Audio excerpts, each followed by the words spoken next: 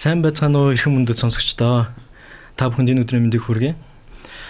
Хэмнэл радио 91.7-оос эрхлэн явуулдаг Иргэн бие аврагч эрүүл мэндийн анхны дугаар эхлэхэд бэлэн болоод байна. Тэгээд өнөөдөр манай эрүүл мэндийн нэвтрүүлэгт маань урилгаар хаан дүргийн нэгдсэн эмнэлгийн хүүхдийн хэмж бэлгүүн маань оролцож байна. Тэгээд бэлгүүн эмчтэй энэ өдрийн мэндийг хүргэе.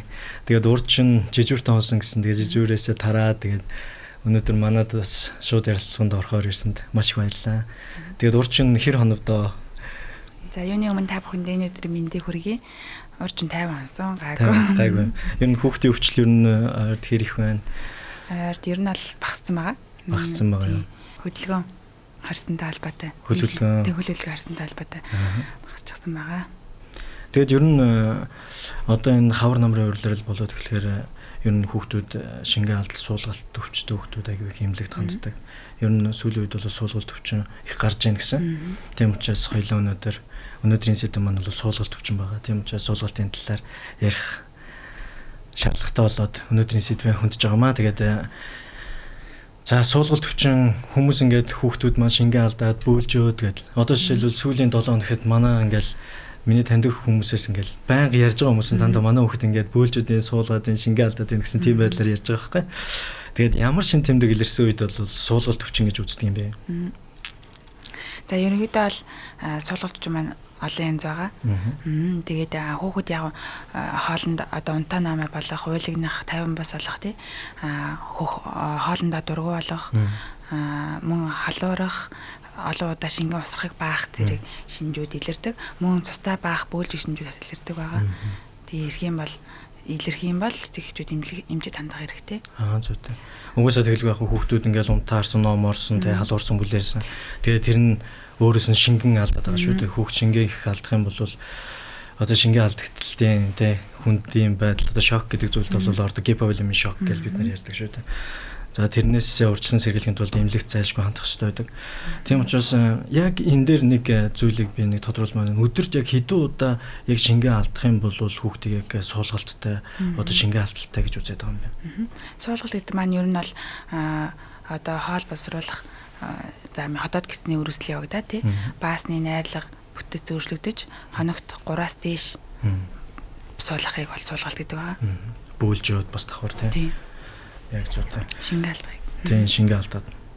За тэгээд хоёлаа ер нь эцэгчүүдэд зориулаад ер нь яг суулгалтын үед одоо хүүхдэд одоо ингээ халуурж бүлээрнэ гэсэн бас яг эцэгчүүд яг ингээд нэг ийм шинж тэмдэг болтлоо ингээд гэртээ байлгүйгээр яг хүүхд ингээд шингэн ингээд нэг алдаж эхэлж штэ.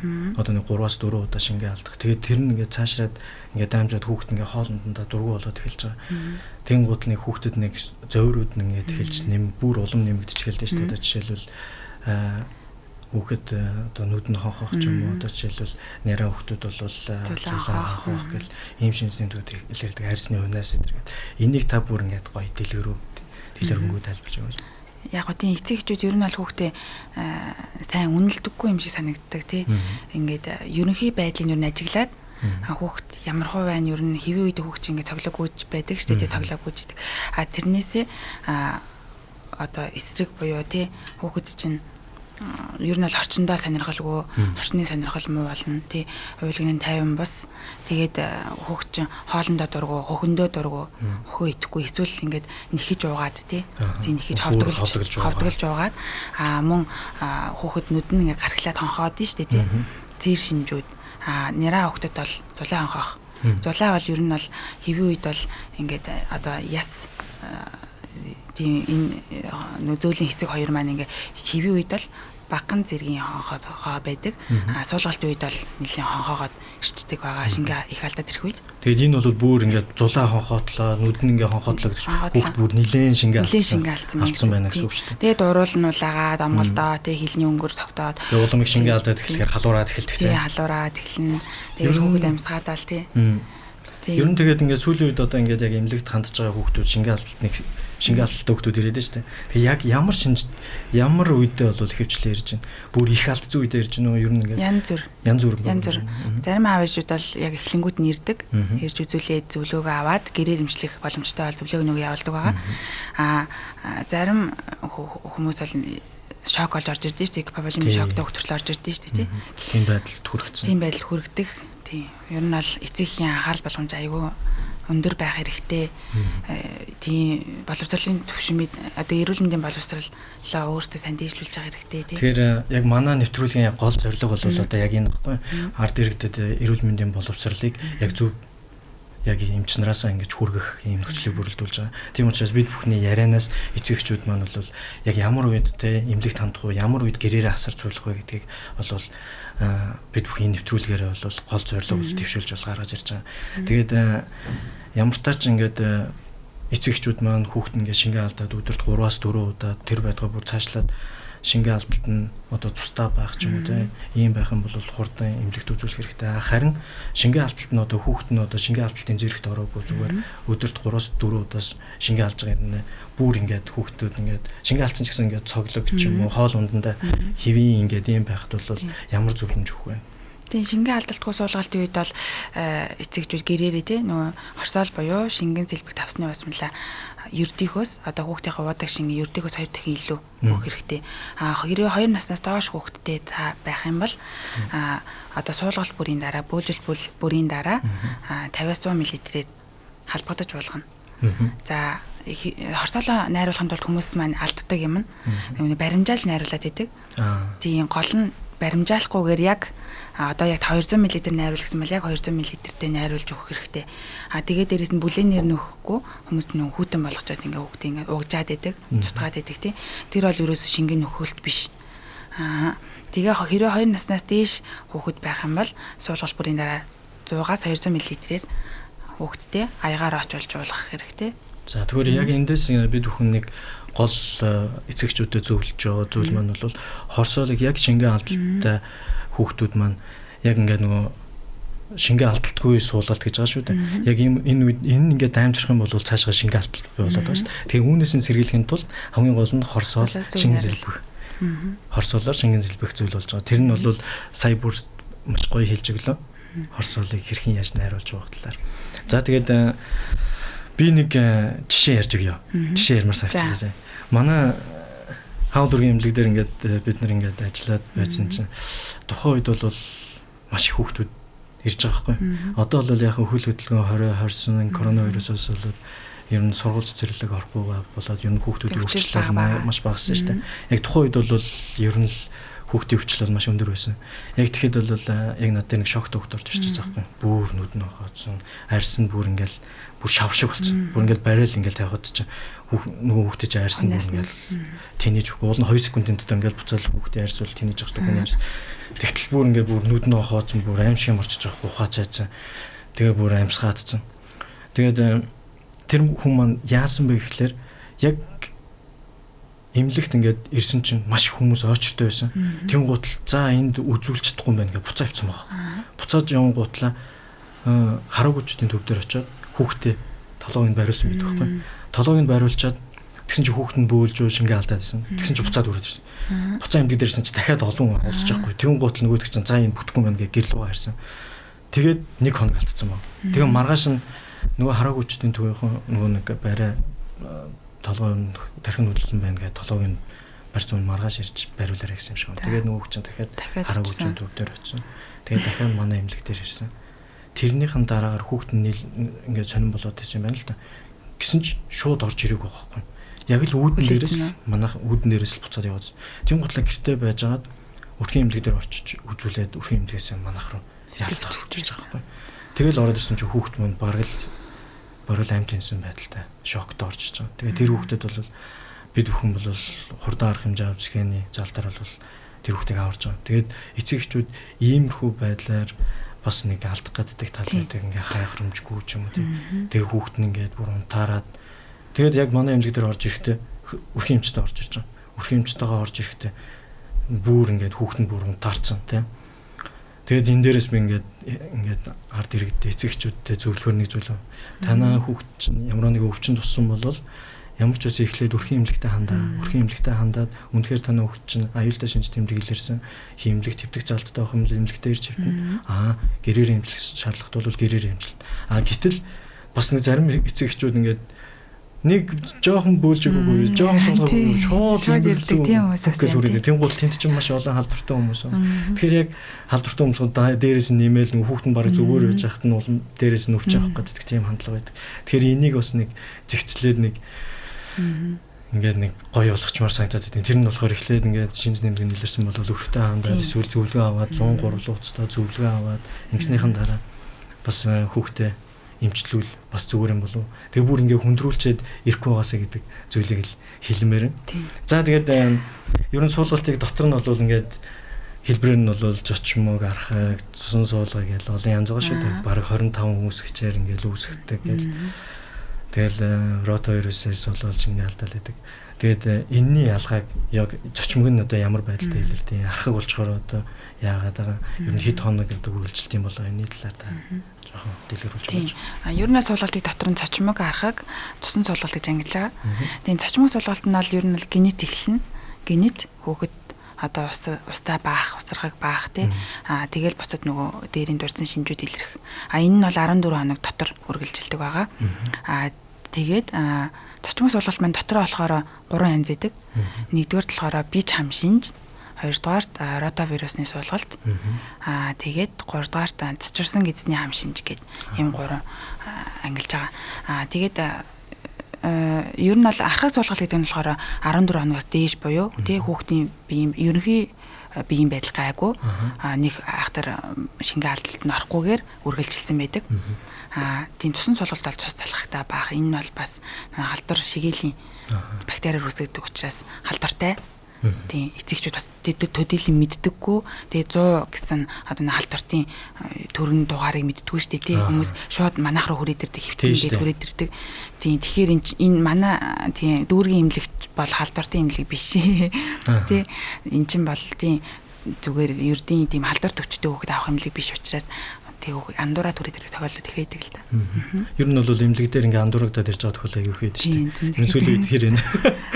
Байна зөндөө байна. Өчтөр жишээ нь тэр 2 тусан суулгал орж ирсэн. Нэг нь бол бас хөдөө хүүхэд нь байж хагаад 2 хоног тустай баасан байгаа. Тэгэхэд тэр ээж бол ерөөсөө манай хүүхэдтэй байгаа гэж үж болоог юм шиг орж ирж илээ. Тийм 3 хоног халуурсан. Тэгээ айхтар та одоо яаралтай хэвтэх хэрэгтэй гэж явуулсан. Яаралтай явуулсан бичээд тийм. Тэгээд одоо цусан суулгалтын үед ингээл амар өндөр халуурал хүүхэдтэй татах аюултай яваад идэв шүү дээ. Тэгээд энэ дээр эцэгчүүд маш анхаарах хэрэгтэй. Танаа хүүхдийн баасанд нь ингээд цусан судал ингээд үзэгдэл юм бол та 100 гэсэн дугаар руу холбогдоод 100 гэсэн дугаараас та зөвлөгөөг авах хэрэгтэй.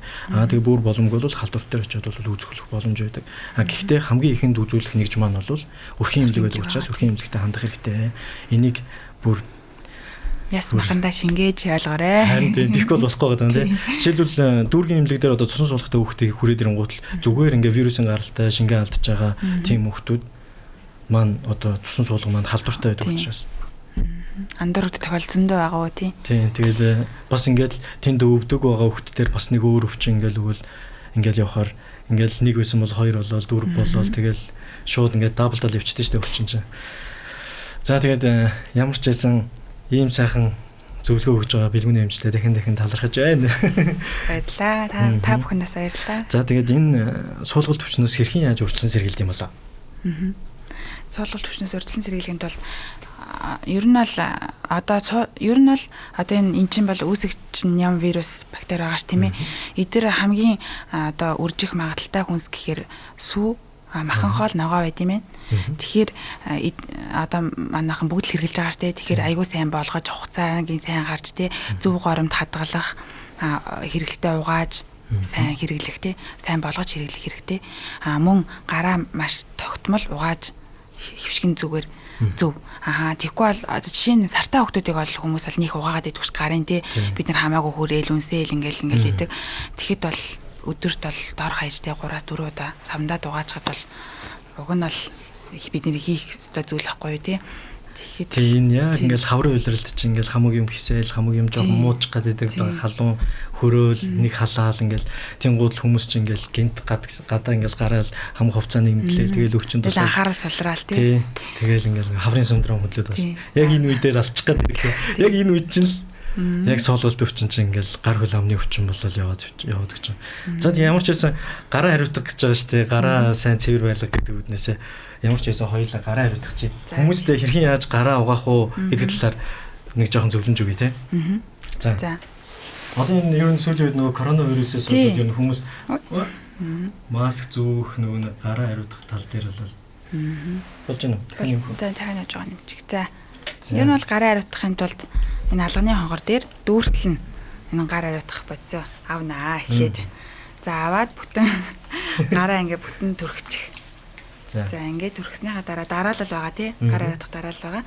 За эхлээд гарынхаа салааны артлаас эхэлнэ. Энийг бол ер нь бол нэг 30 секундэд багтааж хийх хэрэгтэй. Тэгээ хоёр гарын алга ар. За тэгээ ингээд салаа.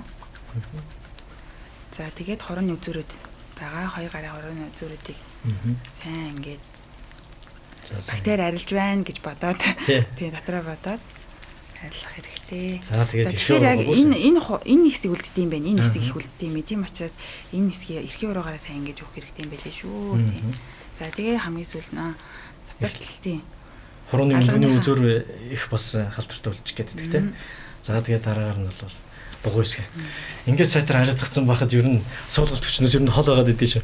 Би ингээд хэлдэг байхгүй яг ингээд маа дээр орж ирсэн үйлчлүүлэгчтэй ер нь хөвчлэн ер нь ямар ч өвчний үед гарны ариун цэвэр тий гарны ариун цэвэр маш өндөр байхад л ер нь өвчин юмгээс ер нь нэлээд хол байд юм шиг санагдаад байна.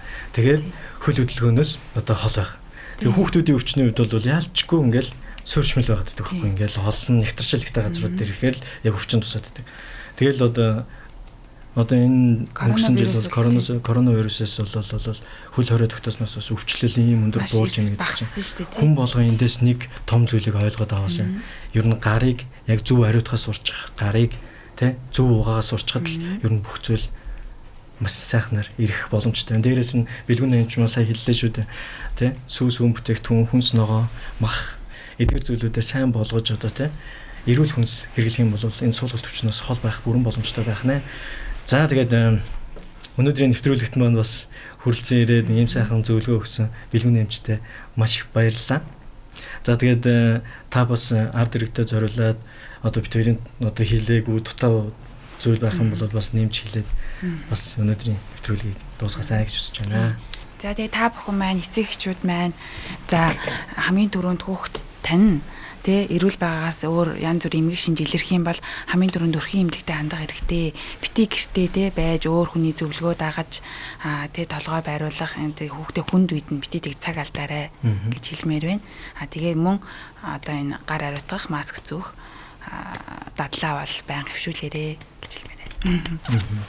За миний зүгээс бас дээрээс нь нэмж хэлэхэд альтрон бэлгүүний эмч маань хэлсэн 2-оос тэтгэж настай хүүхдүүд маань бол яг ингээд шингэн алдаад яг их хэсэг үед нь бол хорсоолыг бас сайтар уулгаас гэж хүсэж байна.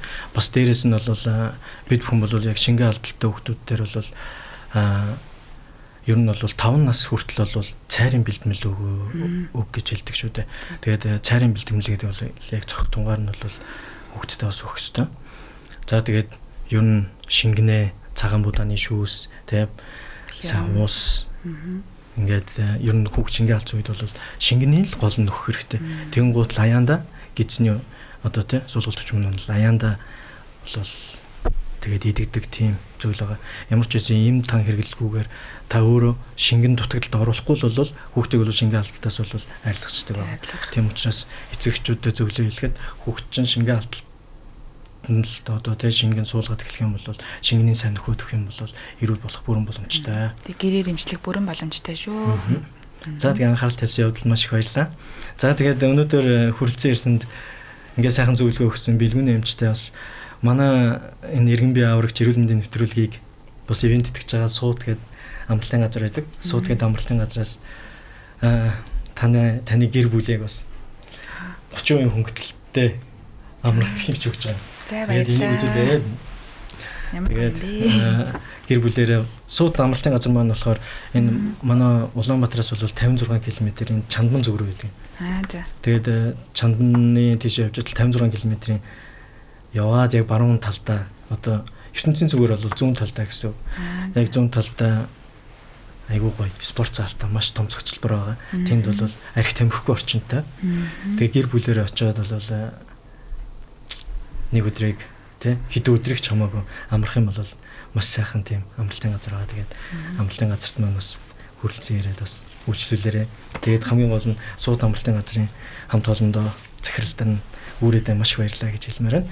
За тэгээд өнөөдрийн нэвтрүүлэг маань энд хүрээд өндөрлөж байна. Тэгээд дараагийн дугаарт бас дараагийн дугаарыг бас хүлээгээд хүмүүс бас бид бүхнийг бас сайн үзээсэй гэж хүсэж байна. Тэгээд та бүхэнд амжилт хүсье. Бэлгийн нэмжтэй бас амжилт хүсье.